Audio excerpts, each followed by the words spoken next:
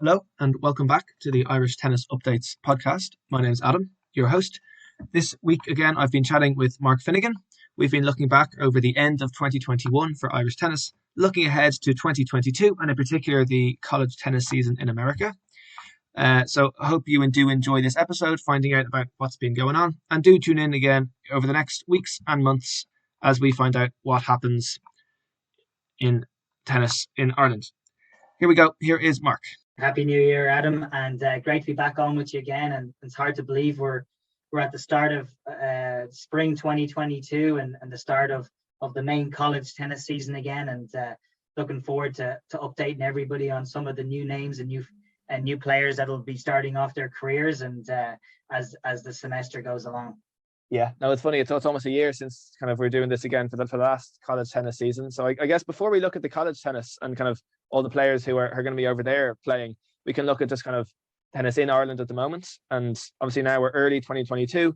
So I guess, how do you look back at, maybe it's been a while since we did kind of catch up. So how do you look back maybe kind of tennis the last few months of 2021 and kind of looking ahead to 2022? Yeah, I think 2021 was again an interesting year for pretty much everyone. And travel made it very tricky, and the brave traveled, and the ones that traveled were rewarded for that. And I think 2019, the summer of 2019, was the last time we had an international tournament on this island, and that has been really, really tough. I know on our development for our players, but I think the good news is that I know Gareth Barry and all the high performance managers has worked extremely hard to make sure they put the right plans in place for the future here. And I think they've absolutely nailed it with being able to get 11 international tournaments in 2022. 5 ITF junior events. One we're actually going to be hosting in my home club. I'm going to be helping with is NACE, which is great in the summer, but also as well as 2 extra ones outside of the summer, which is going to be absolutely huge. I think this is going to really help all our players on the 14s and the 16s and the 18s not have to feel they've got to compete against each other all the time, and also give them a reason to go out and play more tournaments. Just looked up the ITF schedule this morning. Britain's got 5 ITF junior events in the next couple of months. So now the Irish tennis player can actually say, well, I'm going to play 5 ITF junior events in Ireland. Well, let's go play some abroad now, because it actually makes sense for me to do this. So well done to Tennis Ireland. This is an absolute huge initiative from them, and they've worked really hard to get this done. No, that's good. No, I did see that announcement obviously a couple of weeks ago, and as you say, it's been a long time since we've had those events, and it's definitely a step in the right direction. And having so many, kind of more than we've had before, is great to see. And I guess it kind of goes as well with some of the other, I guess, positive things that are kind of in junior tennis and competition. Like, there are people who have seen those kind of under 10s all, like, every weekend. There's kind of chances for people to compete kind of locally, and then obviously we do have the international things as well. So it's definitely a lot of kind of positive things in junior tennis right now. Absolutely. I think our juniors tournaments in the summer of this year, after restrictions were lifted in July and June, I think it was. And again, I was the first tournament out of the gates. I hosted one, and it went really well. And I think the junior side of the tournaments was phenomenal. We got so much juniors play. On the senior side, it was a little disappointing. I don't really think there was that many events out there. I know that's another huge thing for Garrett and his staff, is trying to get that senior calendar right. And I think they're onto the right thing, and they're going to do a great senior calendar this year. And I know plans are in place, so watch out for that. But yeah, look, I think overall, I guess you could say we from a junior and senior standpoint, 2021. It was all right. It was okay. It was good. We did the best of what we could, but we got to get back to more international competition. That's the biggest step. Yeah. So I guess there is a lot to look forward to now, 2022. You mentioned the senior events, kind of, they might be improved. Junior events will be improved. So I'd say that it's looking up maybe this year for sure. And I guess we can just look back maybe briefly at kind of some of the events that have been over the last little while. So the first one was kind of in Ulster, the Ulster Indoor kind of Championships, that kind of a large tournament up there. So how did that tournament go down? Yeah, so that was a good one. And again, an indoor tournament, which is anytime you can host one of those in Ireland, everybody should be playing it, right? At this time of the year. I think it was a tricky one because it was played over 6 days or 7 days. And, there was times where it's going to be hard and tricky for anybody to be away from anyone for 6 or 7 days. So So attendance was really good, and the level of tournament was good, but it could have been even better, I think, if it had been done over maybe 2 or 3 days. And hopefully in the future that's going to be the plan is for these senior events to be played more over 2 to 3 days.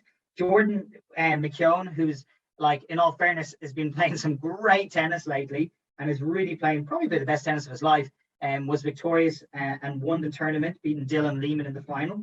And we'll talk a little bit about Dylan, but Dylan's now actually just headed off to America yesterday to North Dakota, which is great. So he was the runner-up, and they had a very competitive match.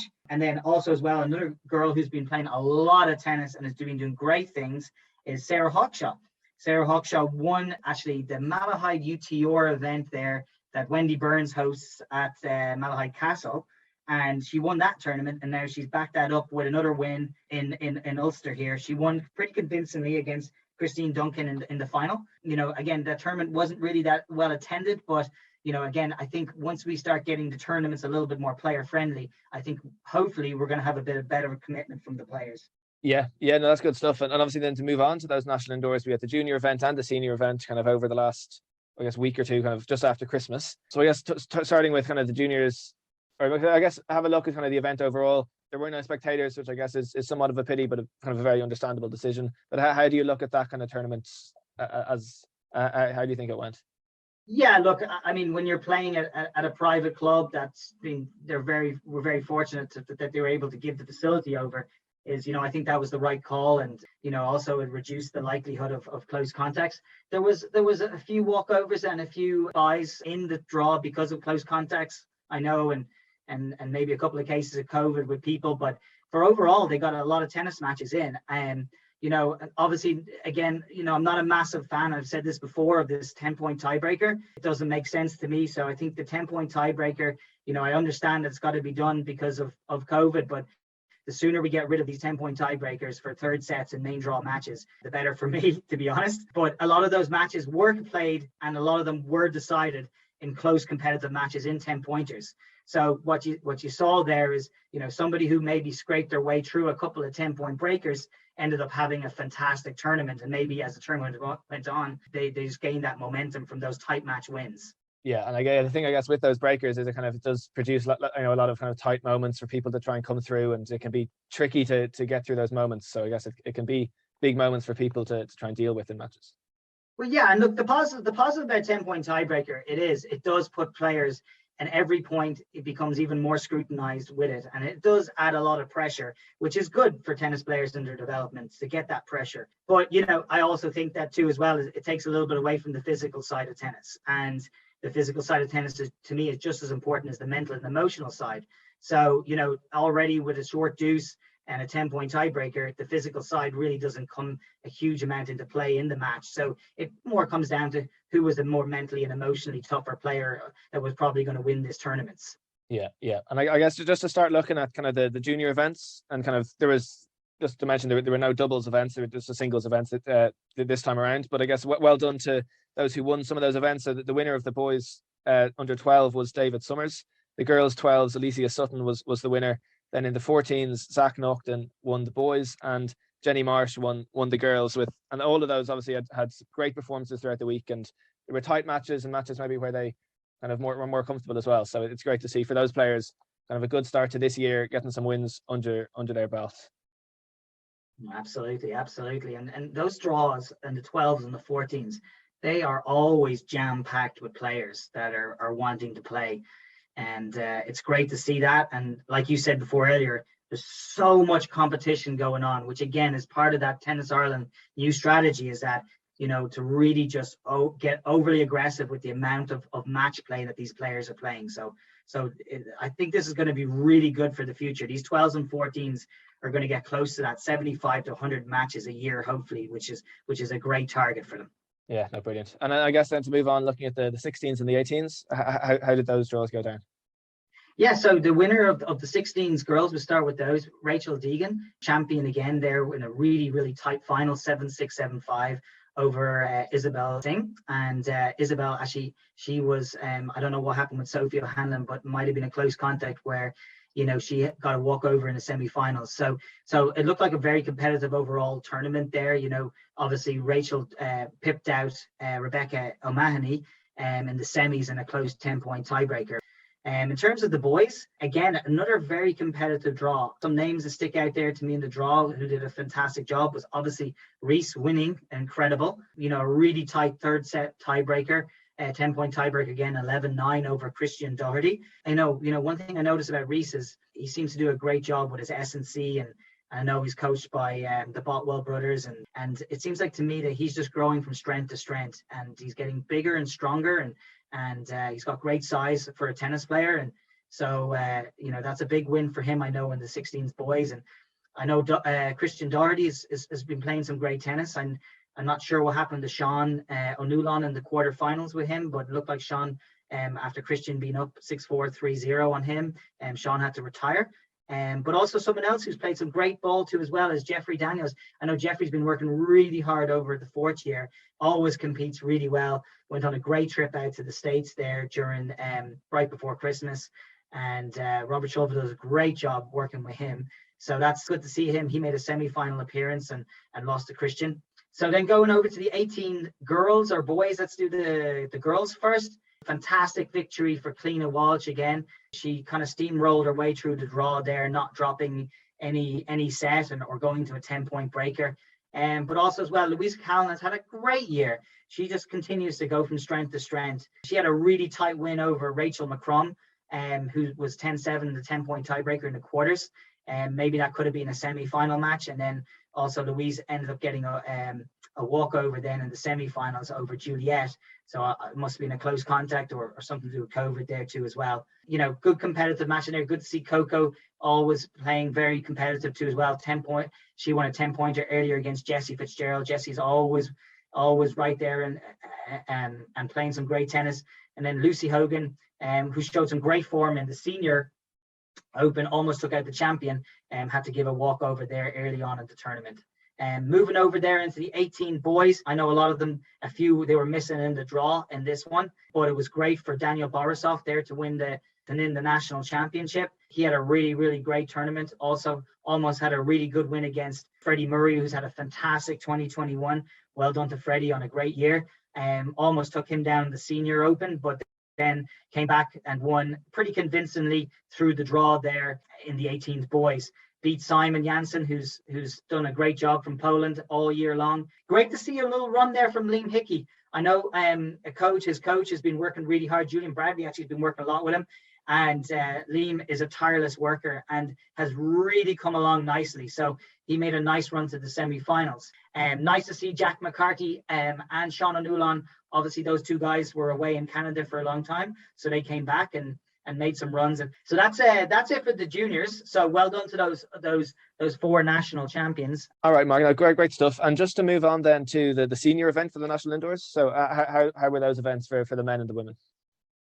Yeah, let's start with the men. So lots and lots of very competitive matches. So I guess the positives were there. It was great to see a full draw of people competing and playing competitively for one of the first tournaments here in a very long time where we've had a very competitive draw, right? So we look like we've got Thomas Brennan, fair play, well done Thomas, was crowned National Senior Open champion. I know Thomas, after he finished his semester at Butler, there went back out to Mexico and played some futures. So I know he was very ready to play the Senior Irish Open. So well done, Thomas.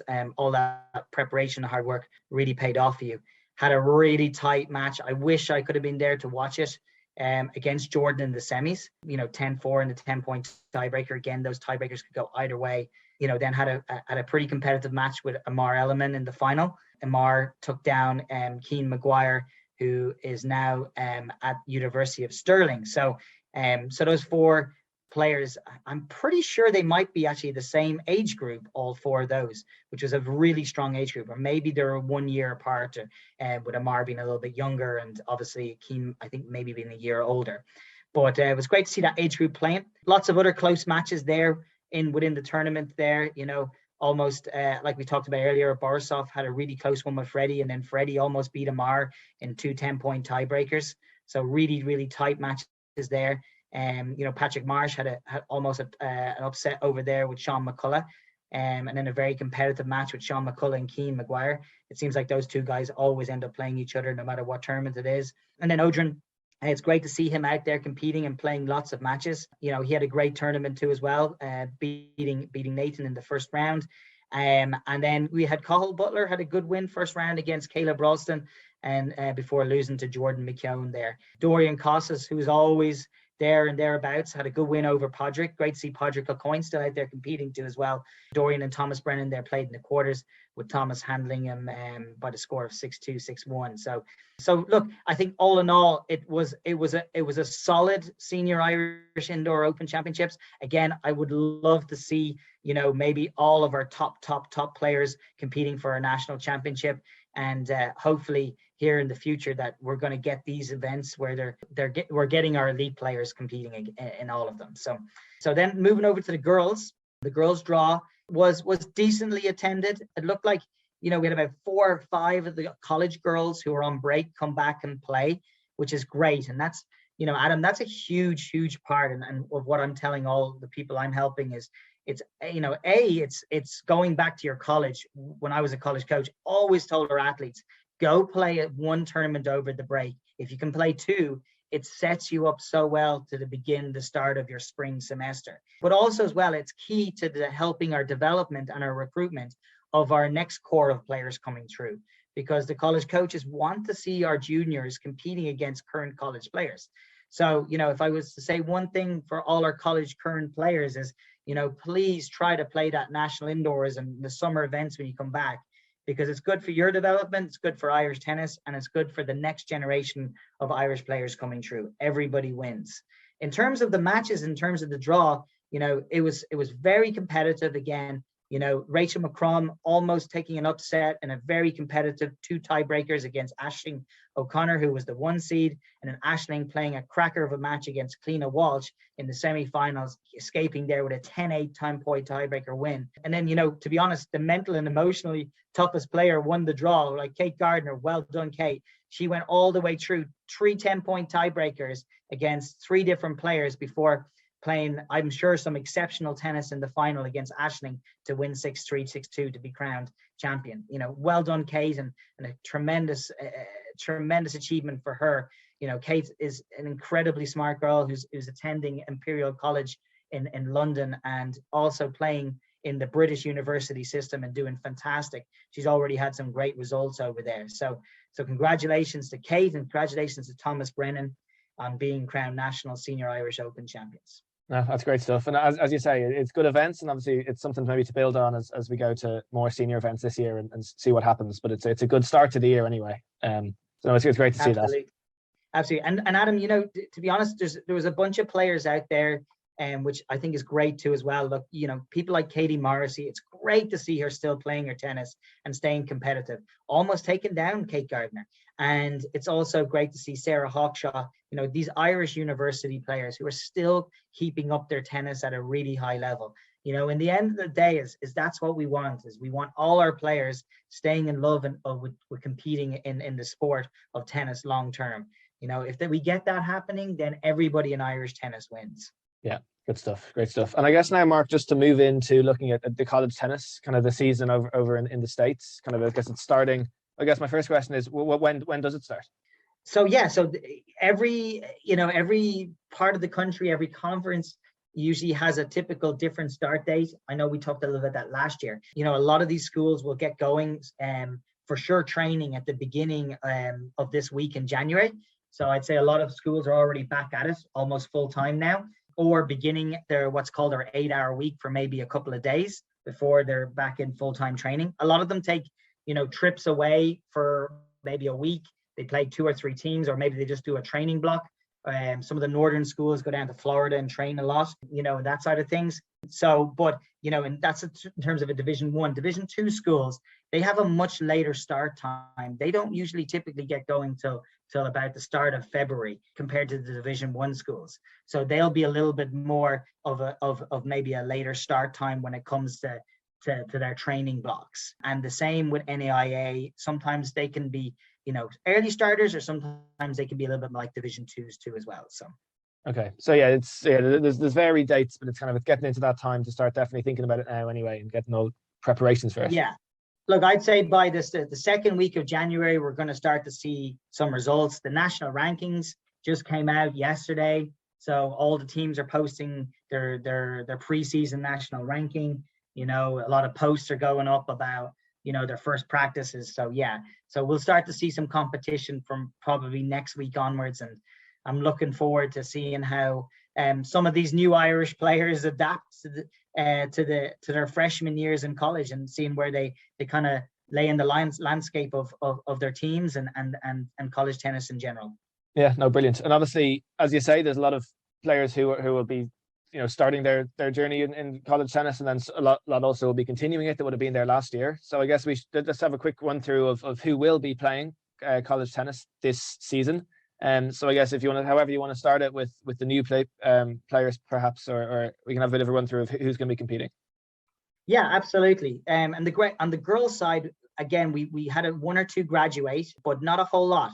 So we've still got a great bunch of girls there playing in Division 1, in around, I think, like somewhere around 20 or so players, I think. So it is really, really great to see. And then a bunch more playing Division 2 and NAIA. So on the girls' side, we're still doing a really, really good job. And, we got the twins at Idaho State, Sol and Lola.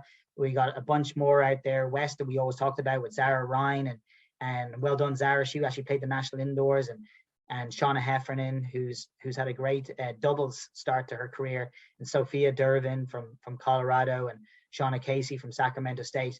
And then we got some of the new players here now is we got Breda Brennan, who's going to be playing in Wofford in South Carolina, I should say. And Breda it's a great school there, so she's going to be interested to see where she sits in the lineup. Sarah O'Connor at University of New Mexico, and Ruth Coatbass's former school. So great to see her find a home there.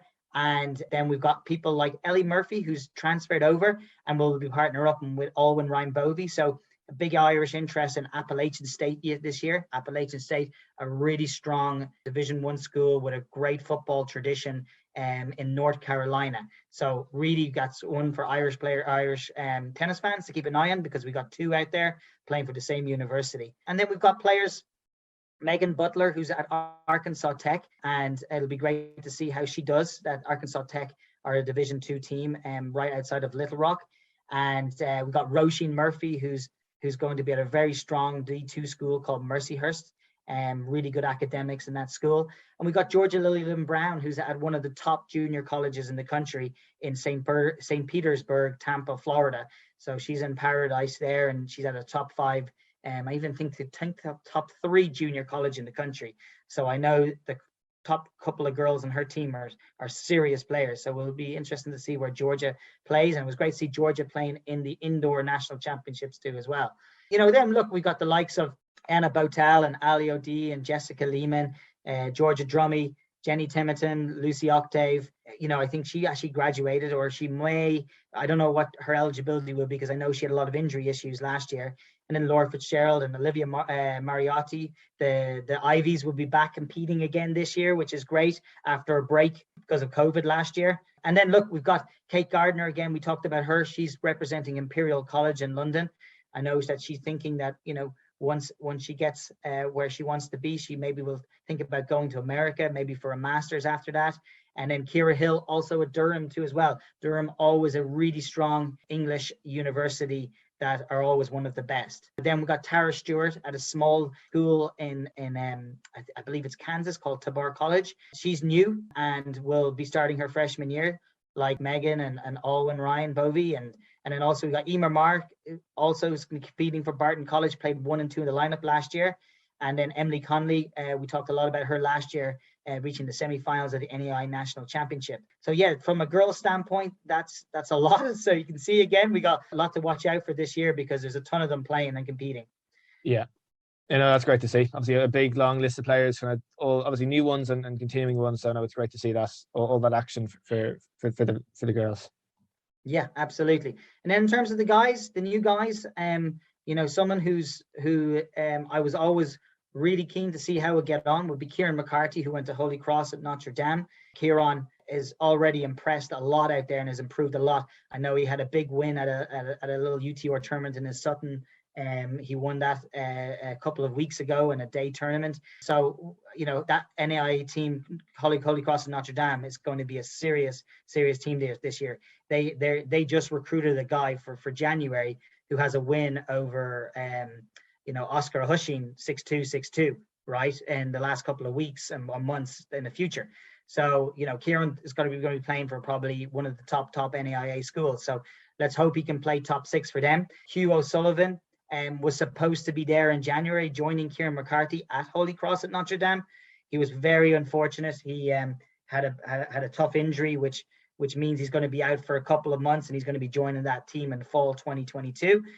So that would have added to more strength, since Hugh is obviously our national champion under 18s, and he was a great pickup there for Holy Cross and Notre Dame. Connor Gannon, let's see how he gets on. Their team are number 4 in the country. They are made the semi-finals of the Division 1 National Championship this year. They have got an absolute loaded roster. But, Connor's a great competitor, and I know he's had a great fall. And I believe he's actually a nationally ranked singles player after a great fall too as well.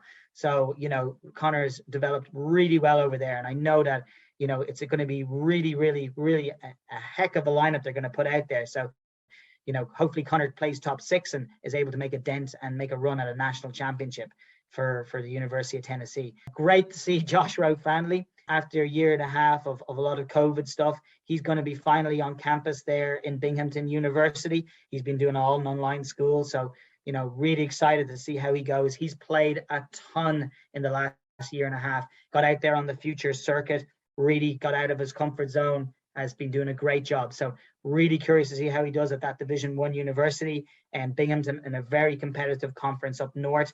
And great to see Dylan Lehman also get to North Dakota, another strong Division 1 university.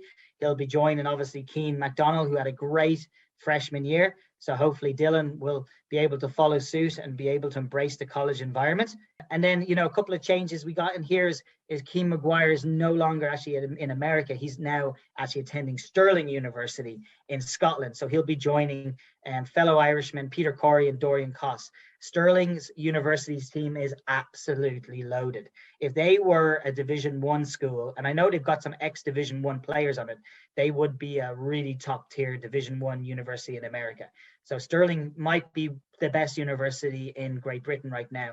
So it'll be interesting to see how they get along. They've already played some matches in the fall, so we'll keep an eye on those 3 guys at Stirling. And Adam, we can't forget about Matthew Earle. Matthew Earle is going to be starting his freshman year at Washburn University. So best of luck to Matthew on the beginning of spring semester.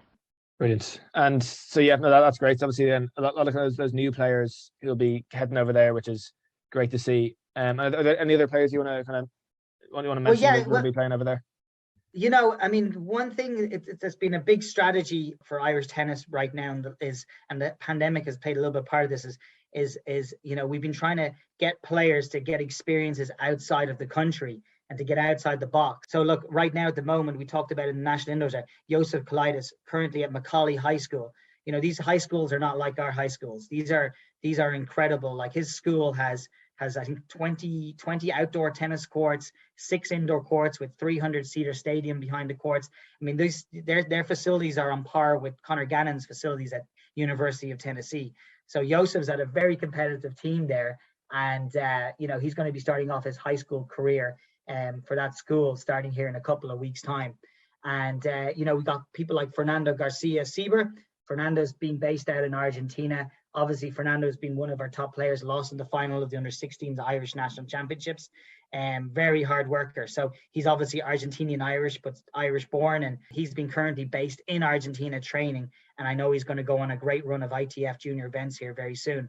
And then, recently just literally arrived too as well, another guy just like Joseph Kalidas, Zach Murphy is going to be in one of the elite academic high schools and athletic high schools in the country. To give you an idea, Adam, the number 1 college player recruit in the country came out of this high school. And that same player played 1 year in college and was a first round draft pick in the NBA. Okay, so this is a serious athletic academic institution. Zach's going to be there, and he's just starting in January now, and he's going to be training with two coaches. One of those coaches is a coach by the name of Jaume Oncius. Jaume was the coach of Guga Curtin and was also top 50 ATP in the world back in his day, and was the Davis Cup captain for Brazil. So, Zach's going to be great to see him, since he had such a tough time with logistics in Tipperary, and to see how he gets on in high school too as well. Very unique high school based in Orlando, Florida, where they play a lot of the IMG academies and Chris Everett's and stuff like that in matches, and they actually play some colleges in matches too as well. So looking forward to seeing how he progresses. And then it was too great to see that Tennis Ireland had a great initiative there with a partnership with the Canadian Academy, and it was great to see Sean O'Neill and Jack McCarty head off there too as well. So look, we've actually got a bunch of players abroad now, not just in college, but actually below the college age level. And I think all of this is really going to help these players in their future find good colleges and get on that pathway to professional tennis.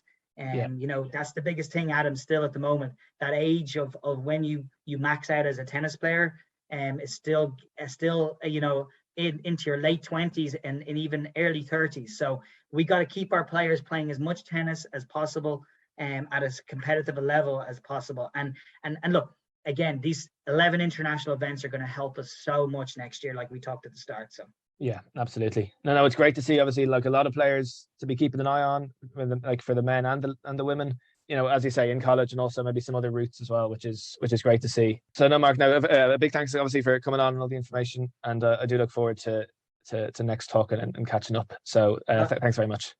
Big thanks once again to Mark for his time with this episode and for all the preparations. I do look forward to seeing how things go this year. Thanks for listening to this episode, and please do keep an eye out throughout the year and throughout the next coming weeks and months to keep up to date with all things Irish tennis. Wishing the very, very best of luck to all players this year. Thanks for listening, and goodbye.